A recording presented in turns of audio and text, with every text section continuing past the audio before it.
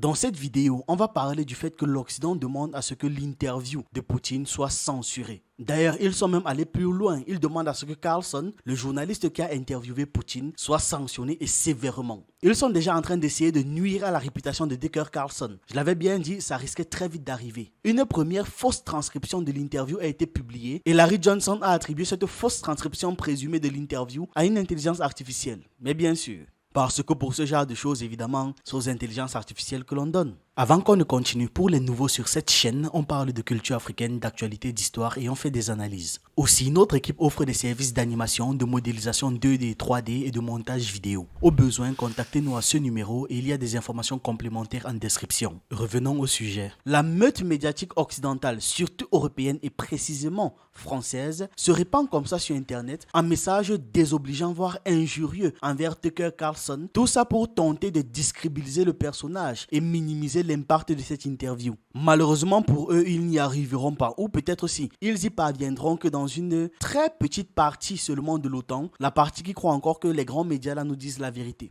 Dans le reste du monde, cette interview sera écoutée attentivement par l'écrasante majorité de la planète. On parle de tout le reste de la planète là, qui a vu ce dont l'Occident est capable de faire dans le monde. Oui, parce qu'aujourd'hui on le sait, l'Occident peut soutenir des gouvernements nazis et génocidaires. De nombreux États du Sud global comptent aujourd'hui sur la Russie pour les libérer ou alors pour les aider à se libérer de l'emprise hégémonique de l'Amérique et de l'OTAN. L'interview est assez longue, elle fait plus de 2 heures. Si vous voulez regarder l'interview ou lire l'interview en français, les liens sont en description. Vladimir Poutine reste parfaitement lucide jusqu'à la fin de l'interview et il semble en excellente santé. Une fois de plus, c'est contradictoire avec ce qu'on nous dit sur son état de santé. Pour les gens qui n'aiment pas les longues vidéos là, vous pourrez trouver la partie historique un peu longue. Personnellement, j'adore l'histoire. L'histoire nous permet de comprendre le présent d'une meilleure manière. Mais malgré tout, si vous n'êtes pas comme moi, si vous n'êtes pas un passionné d'histoire et que vous voulez passer la partie historique, ce que je vous déconseille bien évidemment de faire, la dernière heure de l'interview va vous plaire néanmoins. Donc, si vous êtes pressé ou si vous ne voulez pas voir la première partie, regardez en vitesse x2 ou alors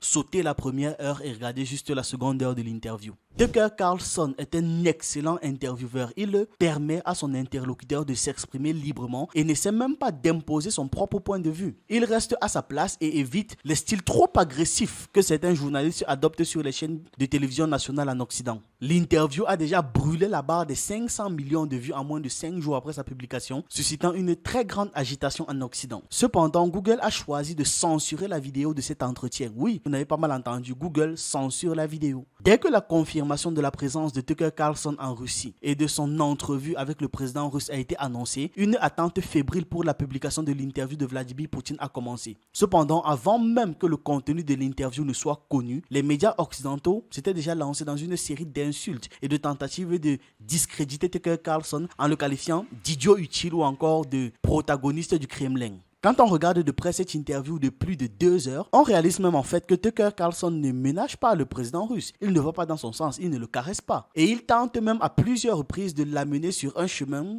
qui lui convient à lui, tu vois. C'est quand même un jeu, mine de rien. Cela se voit particulièrement lorsque Vladimir Poutine donne une longue leçon sur l'histoire de la Russie et de l'Ukraine afin d'expliquer en détail les origines historiques du conflit qui a éclaté dans le Donbass en 2014 et qui s'est finalement transformé en une opération militaire spéciale. Pour ceux qui ont suivi le conflit dans le Donbass depuis le début, les déclarations de Vladimir Poutine ne présentent rien de particulièrement nouveau. Ça c'est pour nous, ceux qui sont même forcés de connaître les actualités sur ces domaines-là tellement on en parle. Cependant, pour le public américain et anglophone en règle générale, ils sont profondément désinformés. Bon nombre des affirmations du président russe constitueront donc une nouveauté. Et de plus, ce sera une nouveauté en contradiction avec le narratif officiel de l'Occident. Cela semble être devenu le pire crime de l'Empire, c'est-à-dire dès que tu les contredis, on doit te guillotiner. Tout ça, ça me rappelle les régimes autocratiques. Ça me fait beaucoup penser à Hunger Games, n'est-ce pas? Oui, tout ça, ça me fait penser à Hunger Games. Il ne manque plus que les jeux. Plusieurs journalistes occidentaux s'indignent que Tucker Carlson ait pu obtenir une interview de Vladimir Poutine alors qu'eux-mêmes se voient refuser cette opportunité et certains vont même jusqu'à appeler à des sanctions contre lui pour avoir simplement fait son travail de journaliste. Pendant ce temps, Google a choisi de restreindre l'accès à l'interview malgré le nombre très élevé de vues et ça ne fait que croître. Ça ne se remarque pas trop quand vous êtes un utilisateur francophone de la plateforme, mais quand vous êtes un utilisateur anglophone de la plateforme, le moteur de recherche n'affiche que des extraits de 4 ou 5 minutes quand vous faites la recherche, quand vous entrez l'interview, ou alors ça affiche un contenu qui n'a rien à voir avec le sujet que vous avez entré. En France, un général a même appelé à la publication de fausses informations pour contrer le récit russe après la diffusion de l'interview de Vladimir Poutine par Tucker Carlson. Donc, ils doivent mettre beaucoup plus de fausses vidéos en ligne. C'est en fait ce qu'il veut nous dire. Ce qui implique qu'il y en a déjà qui sont en train de tourner, c'est-à-dire de fausses traductions qui sont en train de tourner. Je ne sais pas si vous voyez même la violence de ces gars. Le recours à de telles extrémités, comme l'appel public à diffuser davantage de fausses informations et la censure pure et simple de la vidéo démontre à quel point le narratif occidental est fragile et incapable de résister à quelques vérités, quelques petites vérités, surtout lorsqu'on parle de vérités historiques. Évidemment, vu qu'ils ont inventé leur histoire. Donc, quand tu les ramènes à la science, aux faits historiques, ils sont incapables de se défendre. On parle quand même des gens qui ont eu Capitaine America à la Seconde Guerre mondiale. Vous voulez quoi? Un certain choc donc a secoué les médias et les réseaux sociaux. Carlson interroge le président russe sur divers sujets, notamment sur ses motivations dans l'invasion en Ukraine, son opinion sur les tendances mondiales telles que le déclin de l'influence des États-Unis sur la scène internationale, la fragilisation du dollar et divers aspects géopolitiques découlant des événements actuels. En gros, c'est ça. Les réponses de Poutine fournissent des informations très claires sur l'état actuel du monde qui semble être de plus en plus éloigné de l'image que les médias occidentaux s'efforcent frénétiquement de transmettre. La simple organisation de cette entrevue envoie déjà un message en soi. Un message que peu de journalistes de la presse traditionnelle politiquement correcte peuvent se permettre de relayer sans offenser de manière flagrante certaines sensibilités. Ou je devrais dire sans offenser certains porte-monnaies. Voilà, c'est mieux de formuler comme ça. Si on veut faire une comparaison, on se souvient de comment est-ce que Poutine avait reçu Scholz ou encore Macron. C'est indéniable que certaines de ces interactions pourraient être interprétées de différentes manières. Certains verront dans le désir de Poutine de paraître chaleureux une stratégie de communication, tandis que d'autres y verront une confirmation de leur conviction que Carlson est un agent du FSB. Oui. Ou alors c'est peut-être à Macron ou à Scholz de tirer des leçons diplomatiques de cette entrevue. S'ils en sont capables. Vous savez, lorsqu'on est habitué à avoir raison ou à imposer le fait d'avoir raison, parfois on n'arrive plus vraiment à déterminer si effectivement on a raison ou pas. En tout cas, s'ils peuvent que bien leur en face.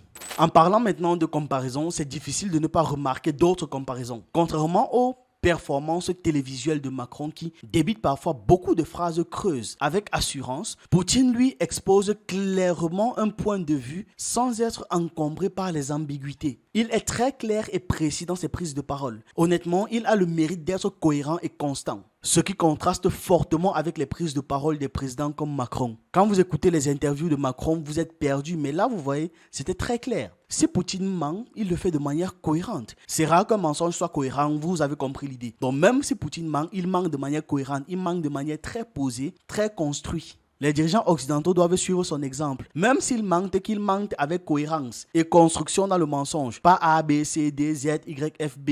En tout cas, sa façon de parler tranche beaucoup avec les saillies d'autres présidents, très souvent grandiloquents, voire insultants, mais qui dépassent rarement la frontière de la cohérence. Le contraste est tout aussi frappant lorsqu'on compare les 2 heures d'entretien d'un dirigeant que les rumeurs occidentales disaient être mourant ou alors affaibli, un dirigeant qui est censé être affligé de graves maladies, et que les quelques minutes de conférence de presse avec son homologue américain, au cours desquelles l'actuel locataire de la Maison Blanche évoque le président allemand Mitterrand ou alors le président mexicain Sisi. Quoi qu'il en soit, j'ai trouvé que Poutine était beaucoup plus cohérent ou beaucoup plus construit, avec une bien meilleure mémoire que Biden. Je suis surpris par les gens qui estiment que la partie historique de l'interview de Poutine, là où il traite vraiment en profondeur de l'histoire pour expliquer ce qui se passe, c'est hors sujet pour justifier ou encore contextualiser le conflit russo-ukrainien actuel. Est-ce que les gens se lisent même après qu'il se soit écrit? Ou est-ce que les gens s'écoutent même quand ils parlent? Quelqu'un vous explique historiquement le conflit, mais vous dites que l'explication du conflit est hors sujet pour expliquer le conflit.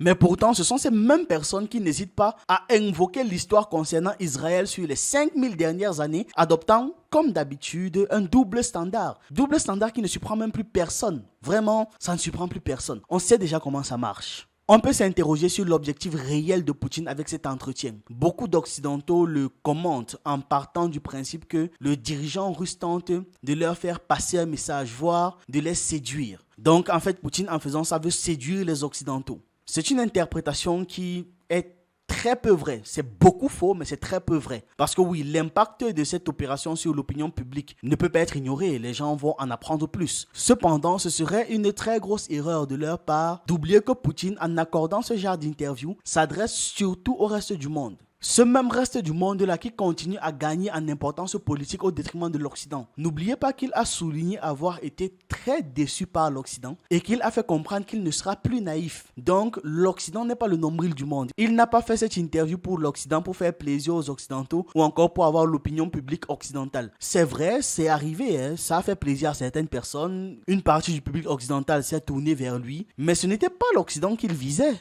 Actuellement, de nombreuses déclarations de Poutine deviennent virales en Chine, générant des centaines de millions de vues sur les plateformes comme Weibo. Ça fait un engagement bien plus important que la population totale de tous les pays occidentaux. Il y a aussi des centaines de millions de vues qui viennent des autres pays d'Asie et des millions de vues qui viennent d'Afrique. Et qui regardent ça? Les populations comme les dirigeants. Ce que je veux dire en fait, c'est qu'il est indéniable que l'entretien sera également disséqué et analysé par l'ensemble des alliés de la Russie et de ses partenaires commerciaux. Dans ce contexte, donc, la réaction de presse occidentale avant la publication de l'entretien, ainsi que les appels consternants de quelques politiciens à sanctionner Tucker Carlson au sein de l'Union européenne, sont mieux compris. Les gars analysent mieux ça, que ce soit le discours de Poutine ou alors la réaction de l'Occident. Apparemment, le journaliste américain a réussi à toucher une corde sensible que d'autres n'arrivaient même pas à effleurer auparavant. Est-ce que le narratif occidental est aussi fragile et peut être menacé par un seul entretien? Même si c'est un puissant entretien, mais c'est un seul entretien.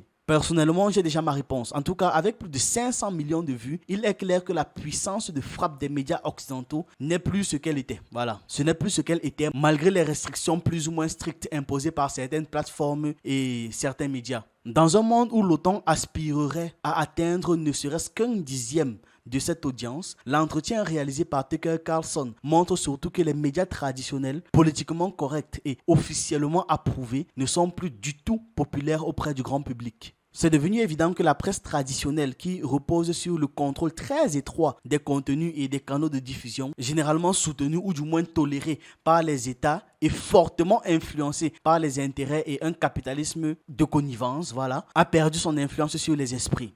Et c'est une bonne chose. À l'exception peut-être des plus âgés, de nos parents, des plus vieux, ceux-là qui préfèrent encore la radio et la télévision traditionnelle, on se rend bien compte que tous les canaux d'information se trouvent désormais sur Internet et se trouvent également chez les labels. Et de l'autre côté, les labels approuvés par l'État avec véritable vérification des faits repoussent de plus en plus les gens, ce qui se traduit par une chute drastique de l'audience pour ces médias, pour les médias classiques. En fin de compte, toutes ces réactions à l'entretien en disent beaucoup plus sur ceux qui réagissent que sur Poutine ou encore Carlson. Surtout lorsque ces réactions sont virulentes et émotionnelles plutôt que raisonnées. La multiplication des insultes et des écrits d'indignation, les appels au boycott, à la censure, voire même à l'ouverture de mesures ou à la diffusion de désinformation pour contrer l'influence supposée de cet entretien, tout cela indique sans équivoque que ceux qui réagissent ont pris conscience, même de manière confuse, même dans l'embrouille, dans le choc de tout ça, d'une réalité qu'ils trouvaient insupportable. Ils ne contrôlent plus l'information